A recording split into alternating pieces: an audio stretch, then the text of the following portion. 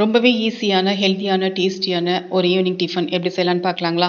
இட்லி அரிசி இல்லன்னா சாப்பாட்டு அரிசிய ஒரு 2 டம்ளர் எடுத்து நான் ஊற வச்சிருக்கேன். 1 டம்ளர் அரிசிக்கு 1 மூடி தேங்காய் அப்படின்ற ரேஷியோல நான் 2 டம்ளர் அரிசி எடுத்திருக்கேன். 2 மூடி தேங்காய் இதில சேர்த்துக்க போறேன். அரிசி 2 மணி நேரம் ஊறினதுக்கப்புறம் தண்ணி நல்லா வடிகட்டிட்டு கொஞ்சம் கொஞ்சமா தேங்காய் சேர்த்து தேவையான அளவு உப்பு சேர்த்துக்கோங்க. உப்ப கொஞ்சம் கம்மியாவே போட்டுக்கோங்க. தேங்காய் சேர்க்கறதுனால உப்ப நார்மலா சேர்க்கக்கூடிய அளவுக்கு கம்மியா சேர்த்துக்கோங்க. தேங்காவ கொஞ்சம் கொஞ்சமா சேர்த்து அரைச்சுக்கோங்க. தேங்காய்ல உள்ள தண்ணியே போதுமான அளவு இதுக்கு போதும் இந்த அரிசி அரைக்கிறதுக்கு. தேவைப்பட்டா தெளிச்சுக்கோங்க. புடிக்கிறதுக்கு உங்களுக்கு நல்லா இந்த மாரி இருக்கணும். கரகரப்பா அரைச்சு எடுத்துக்கோங்க. சின்ன சின்ன உருண்டையா புடிச்சு நல்லா இட்லி தட்டுல வச்சு வேக வச்சு எடுத்தீங்கன்னாக்கா, சூப்பரான ஒரு ஈவினிங் டிஃபன் ரெடி ஆயிடும். உங்களுக்கு தேவைப்பட்டுச்சுனாக்கா, கடுகு, உளுத்தம் பருப்பு, காஞ்ச மிளகாய், சின்ன வெங்காயம் தாளிப்ப இந்த மாவு கூட சேர்த்து நீங்க உருண்டையா புடிச்சு வச்சுக்கலாம்.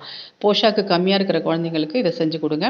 நல்லா ஹெல்த்தியா இருப்பாங்க. இந்த மாதிரியான யூஸ்ஃபுல்லான டிப்ஸுக்கு சேனல்ல சப்ஸ்கிரைப் பண்ணிட்டு ஃபாலோ பண்ண மறந்துடாதீங்க. Thank you.